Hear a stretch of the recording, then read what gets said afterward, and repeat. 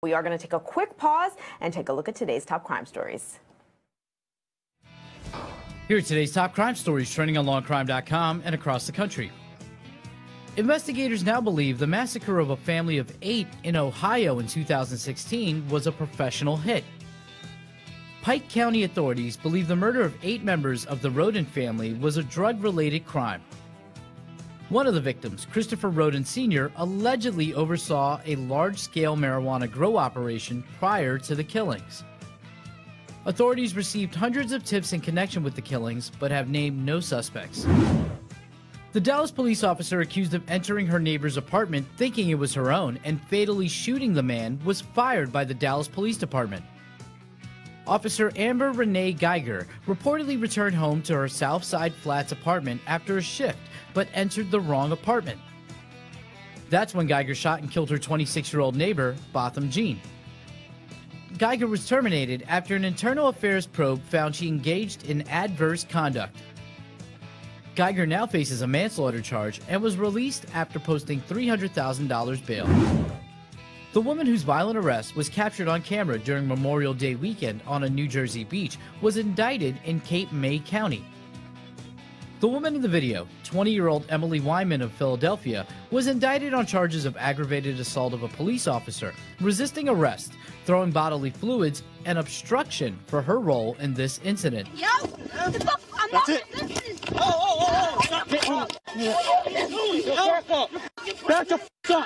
The arrest was prompted when officers reportedly spotted Wyman with an open alcoholic beverage on the beach, which is not allowed. The officers involved were cleared of wrongdoing after an internal review. Those were today's top crime stories. I'm Anthony Velez for Law & Crime. Thanks, Anthony. Well, joining me live in studio this afternoon is Law & Crime trial analyst Michel Bryant. Michael, thanks so much for being with us. Great to be here, Stacey. That last story, we talked about it, I remember, over the summer here on Law & Crime when the video first surfaced, and a lot of people thought, are the cops using excessive force tackling this woman? They had thought she was underage drinking. As we heard in Anthony's report, the cops have been cleared of any wrongdoing, and now she's been indicted on this list of charges, including aggravated assault of a police officer resisting arrest. Are you surprised at all? Well, I'm not surprised. You know, these cases are always about reasonable force. You know, what was the officer doing to protect himself, protect others? And if it's reasonable, then he's fine. What was she really doing? And that body cam video is a little kind of sketchy. It doesn't give you the full story, I'm sure. You do hear her say, I'm not resisting, but there's a big scuffle going on. So the question is going to be, what was she doing as a defendant in this matter? And was the reasonable force, or the force being used to hold her down or get her to calm down, was that reasonable? That's what these cases are always about. I mean, as far as we know, she did not suffer any serious injury as a result of this, as we've seen in other cases. Does that, make a difference here? Had she been injured in this, I would think there would be much more controversy and scrutiny. Oh, of course. If she's injured in any way that it makes the reasonableness of the force seem a little off. We don't really know how big she is, how little she is, the relative size of the combatants here. That's going to be an issue. She did reject a plea bargain offer back in July, and now here she is being indicted by a grand jury. If you're her attorney, do you advise her to turn down a plea for this? I mean, she's on tape apparently kind of hitting at the officers and spitting at them. Well, if she truly believes she did nothing but try to protect herself from an arrest, then no, I would never encourage somebody to take a plea for something they felt they didn't do. So that's, I'm sure, her mindset. I didn't do anything wrong. I don't care what the plea is. I'm not going to admit to doing anything wrong. Yeah. I mean, because aggravated assault of a police officer, I don't know the exact statute in New Jersey, but is a somewhat serious charge as opposed to just resisting arrest or something. So, all right, well, we will have to see how that one unfolds. Again, to our viewers, we are still getting some audio issues worked out right now in our live feed from the Jessica Chambers trial. But for those of you who are just tuning in to this trial that is being watched from all across the country, this retrial, we want to go now to the prosecution's opening arguments just to show you again how the case kicked off this morning. Just kind of to lay out. All right, the prosecutor just asked if he and the other attorneys could approach the bench, but as you see, whatever little sidebar they were having just wrapped up rather quickly. The judge has asked that the next witness be called. Now, so far we have heard from 3 different first responders who showed up at the scene on that December night in 2014, and the court now. Is that right? Is my producer's talking to me? They're taking a quick break? Okay. So let's come out and discuss what we've heard so far today. Sounds like they're going to take a 10-minute break. Michel Bryant, Law&Crime trial analyst, is with me live in studio. Michael, I know you watched this first trial very closely the first time around. Already today, in the retrial, round 2, we've seen a number of differences in the prosecution's approach, right? The first one being this witness we heard from, the speech pathologist, who testified that while perhaps firefighters and first responders heard Jessica Chambers say that someone named Eric had done this to her, that she had vocal cord damage that would not, that would have interfered with her speech, essentially. Right. I mean, you know, there was a flaming dump truck that could be driven through the hole in the first version of the prosecution's case. They knew it, and they had to come up with something to fix that. So enter Dr. Carolyn Higdon. She's an expert. Now, first of all, I don't think she's an expert in what they needed an expert for. When you've only testified in 2 cases in which a burn victim has suffered some sort of impaired speech, are you really an expert? She was a general expert, but not specific. Not surprising that the judge let her be qualified, because he figures, let the jury sort it out. We'll leave it to the weight of her testimony. My point is that once the judge anoints you with that expert status, it gives a lot of weight to their testimony, even if it is somewhat unsupported. So here they are, the prosecution trying to fix the biggest problem with their case. I don't know how valid it is to hear an expert say what she did, which was, it is impossible for Jessica Chambers to utter the words that responders heard her say with damage done to her voice based on this expert's review of records. How much weight is that going to carry when this jury is now going to hear Eric, Eric, Eric, Eric, Right. Eric, Eric, From Eric, all the 12 first times. And I mean, the defense attorney, Darla Palmer, in her opening statement essentially said, you will hear from experts who say her vocal cords were damaged, she couldn't have said this, but then you'll hear from the people who were there, and these experts were not there. Right. That argument, do you think that that's going to sell with I the think jury? it's the best that the prosecution can do, but it's common sense. Juries, you know, they like to grasp straightforward concepts, okay? If nobody had any evidence that there was Eric's name spoken at the scene by the victim, different story.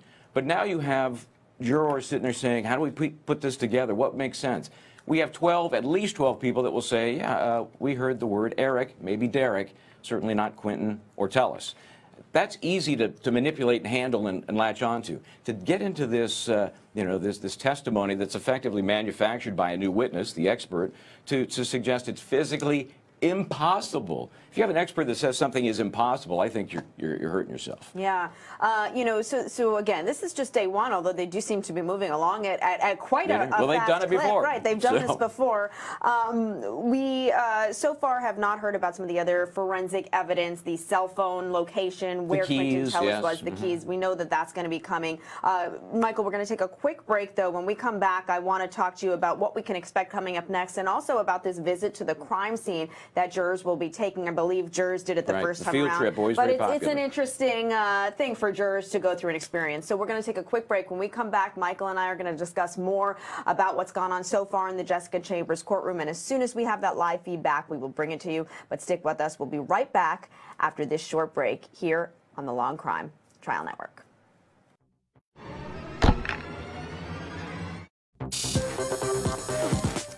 Welcome back to Law&Crime Trial Network. I'm Stacey Delikat, and thanks so much for being with us this afternoon. The judge has called a short break in the Mississippi courtroom where the retrial, the Jessica Chambers murder trial, Quentin Tellis on trial for the second time for this murder. It got started this morning. So far, we have already heard from a pretty significant list of witnesses just in day 1 here. I have 2 guests with me now to discuss it all while we wait for the live testimony to resume. In studio with me is Michel Bryant, law and crime trial analyst, and via Skype we have Ashley Willcott. Thanks so much for being with us. Ashley, Mike and I were talking about this right before our last break.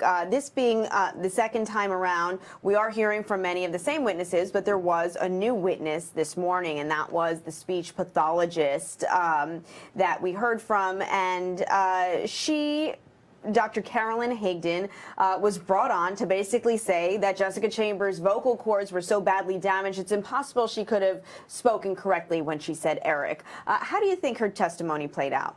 Well, I think that it was effective in terms of, I thought she was credible, right? But so here's the interesting piece to me is I think the prosecution had to look back at the first trial and say, hey, what should we have done differently? What evidence needs to be presented so that we don't get a hung jury and we get a conviction? And they decided, okay, this is a piece that really needs to be more closely examined for the jury to feel like they have any way to find beyond a reasonable doubt he committed this crime. Yeah, I mean, essentially they're trying to patch up what was a big hole the first time around. Now, Michael was saying to me when we just took the break, he thinks, because this is the second time around for these witnesses, that you're not getting the same emotion that you hear. I mean, this was just a year ago when the witnesses were on the stand to begin with, but particularly these first responders like Cole Haley, Michael, you mentioned. I mean, he was breaking down on the stand. Oh, my gosh, it was dramatic, so dramatic.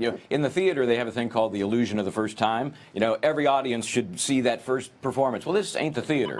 And these folks have done this now once, and the first time was raw, and Cole Haley was a broken man, quit the fire department, couldn't keep a job. All things considered, he seemed pretty put together today. So this jury doesn't get that raw emotion. Yeah, do you agree, Ashley, that sort of hurts the prosecution maybe this time around? The witnesses have already told their story probably many times by now. Oh, I do think it makes a difference because time heals. And so while these first responders are always going to live with this horrible memory of what they had to see and do, they are going to sound different. And juries do buy into the appearance of witnesses and the emotion of witnesses. So it does make a difference to that extent. Yeah, I mean, now we're 4 years out from the actual crime in December 6, 2014. What we know so far, as I said today, we have heard from the speech pathologist. We've heard from about 3 first responders, and this is just the beginning, of course, of the state's case. We know that jurors will go on a field trip. They went on a field trip the first time around to the scene of the crime, and they're going to be staging, right, reenacting the crime scene.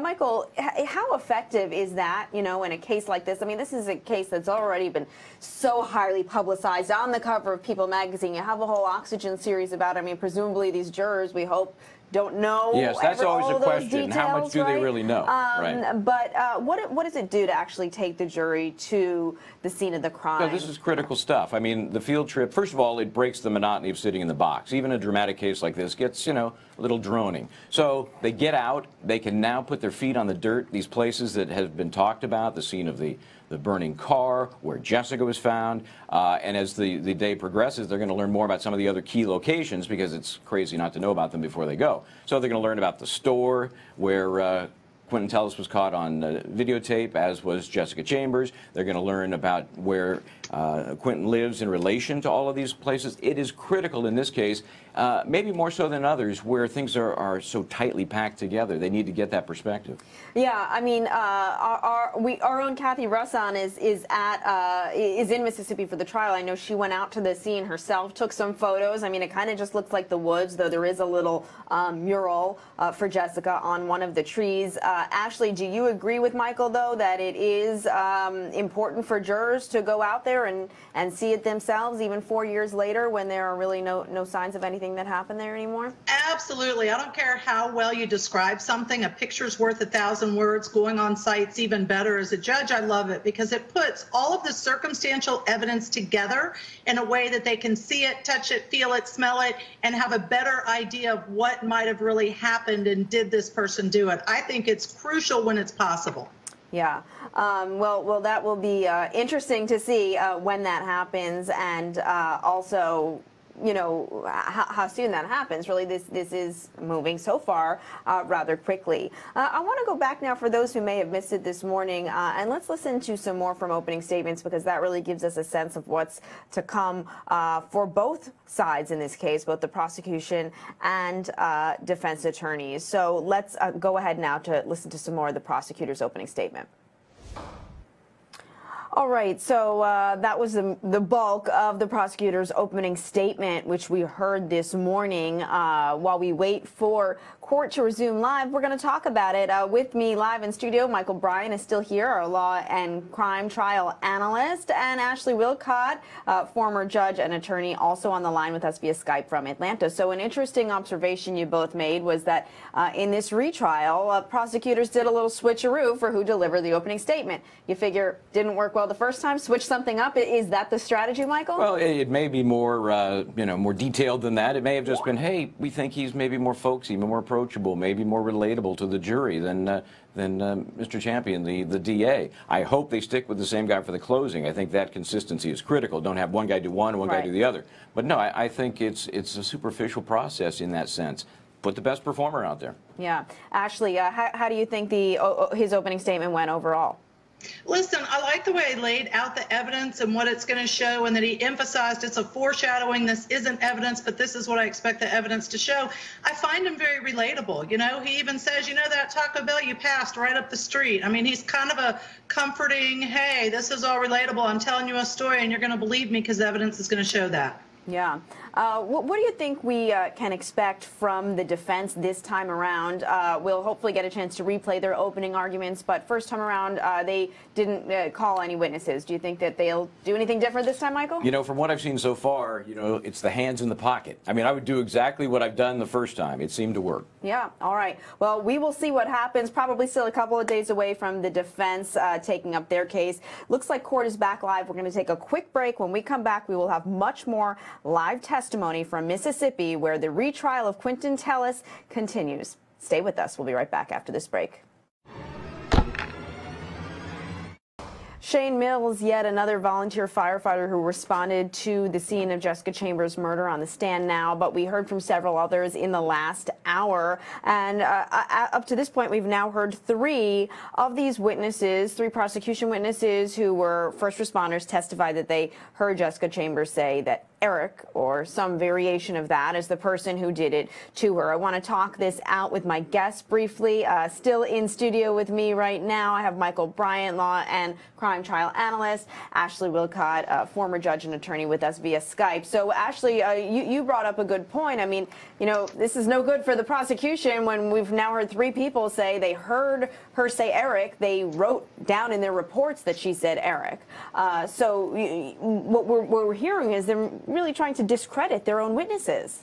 That's exactly. So what they did is, after the defense asked and really confirmed and brought out in the reports, nope, you wrote, when you put all the details in your report on or about the time that it happened, hey, she said Eric more than once to multiple people. Now that you've heard the prosecutors have to go back and redirect to discredit their own witnesses and say, basically, well, you weren't standing close enough, or don't you remember she was actually laying down and not standing up? Nope, she was standing up. So they're doing everything they can. I think these three witnesses equal reasonable doubt. Do you agree, Michael? Oh, yeah. I mean, this is the case. This has always been the case about Eric, Derek, Quentin. And it's such a tough burden for the prosecution to overcome. It's just common sense. People get it, and they aren't doing the prosecution a very good job of watering it down. Now, I know this has been talked about what about Tellis? Tellis, Eric, Derek, I mean, a little more similar. Well, maybe after a few cocktails, but, you know, maybe. And multiple first responders asked her what's his last name, and she seemed like she shrugged that she didn't know, whereas the last witness testified it was as if she thought I knew who Eric was. I mean, the whole thing is so mysterious. It is, and we need to know more about the Erics. We're going to learn more, we think, about what the prosecution did or didn't do to rule out all the Erics or Dereks.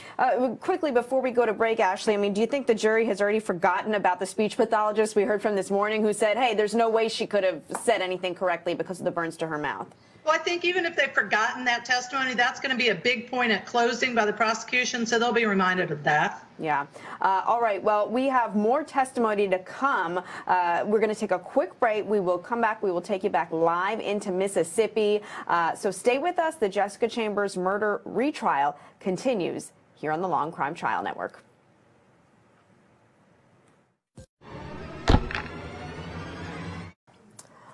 Okay, as you can see, there's a little sidebar with the attorneys and the judge going on right now in the Mississippi courtroom where the Quentin Tellis murder retrial continues. Day one today, quite a busy and packed day, as we have now heard from a fairly long list of first responders who were at the scene of the murder, as well as a speech pathologist and a number of other witnesses as well. Just a quick programming note for those of our regular viewers. As you may know, we normally wrap up and go off of the air around 5 o'clock Eastern time, but want to let you know we will stay live until court wraps up in Mississippi today. We know this is such a high-profile trial, so much interest, and people are watching it unfold for the second time now from all over the country. It does appear now there's going to be another quick break in court, perhaps, until we wrap up the day, perhaps a few more witnesses before the judge calls it for day one. So let's break it down with our guest, Michel Bryant, Law and Crime trial analyst, still with me in studio. Ashley Willcott in Atlanta joining us via Skype. So, Michel, I'll start with you.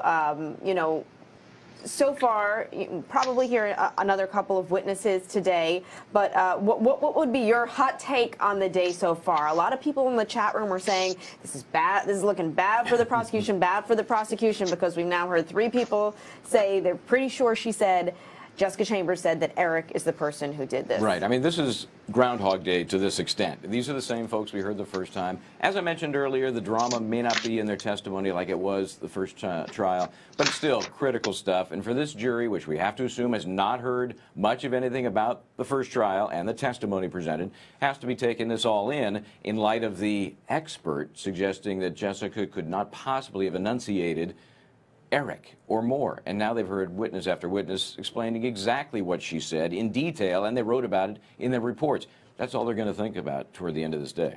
I mean, Ashley, we obviously know, since this is the second time around, what kind of forensic evidence they are going to be bringing forward, right? They're going to talk about Quentin Tellis's DNA on the car keys. They're going to try to suggest that cell phone data places him near the scene. Is that evidence strong enough, in your opinion?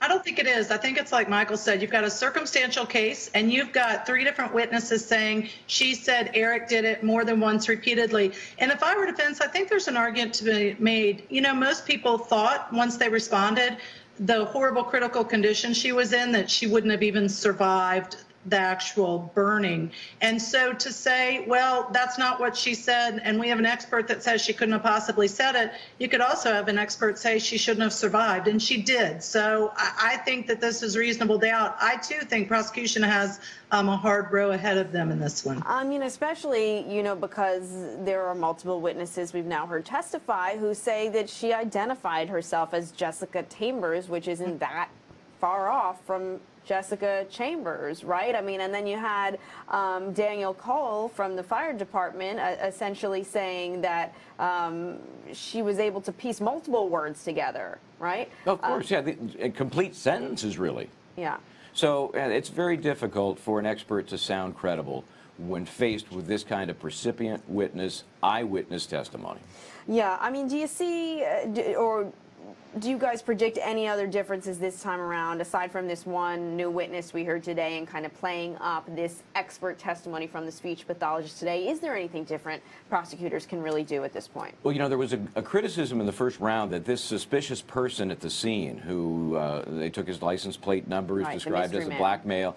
There was criticism in the first round that that maybe they didn't flesh that out well enough for the jury, that they need to convince the jury that he was truly excluded and not just kind of an afterthought.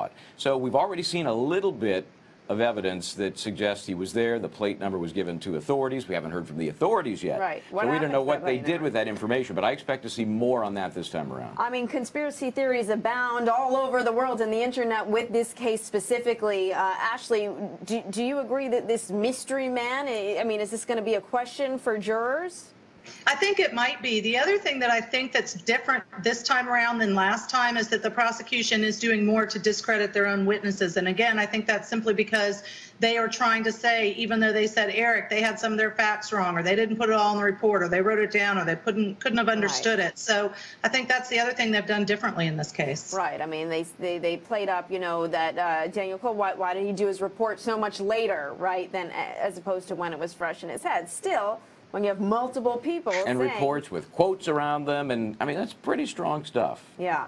Let's talk about the defense here. I mean, how do you rate the defense team so far? Has she done, you know, her job in terms of poking holes in all these witnesses? Certainly by having them read their own reports. I mean, that in and of itself is effective, right? You know, effectively, she's rehabilitating the prosecution's witnesses by reinforcing the statements made clear enough that they could report them and quote them. Yeah, I think they've done a great job, and let's face it, they did a pretty good job the first time, and I've not seen anything yet suggesting they need to do more. Ashley, your quick 10-second take on how the defense is doing so far? I think they're doing a good job, and she's doing it correctly, showing the report, reading it back, and really, I think, emphasizing the evidence to their favor. All right, guys, we're going to take another quick break. We will be back with much more live from Mississippi. Stay with us. Back to Law&Crime Trial Network. I'm Stacey Delikat, and thanks for sticking with us this afternoon. We are staying on the air live a little bit later than usual because of the Jessica Chambers retrial, murder retrial happening in Mississippi today, day one, a packed day, actually on a short break right now, but should continue in just a few minutes. When it does, we will take you back live into the courtroom.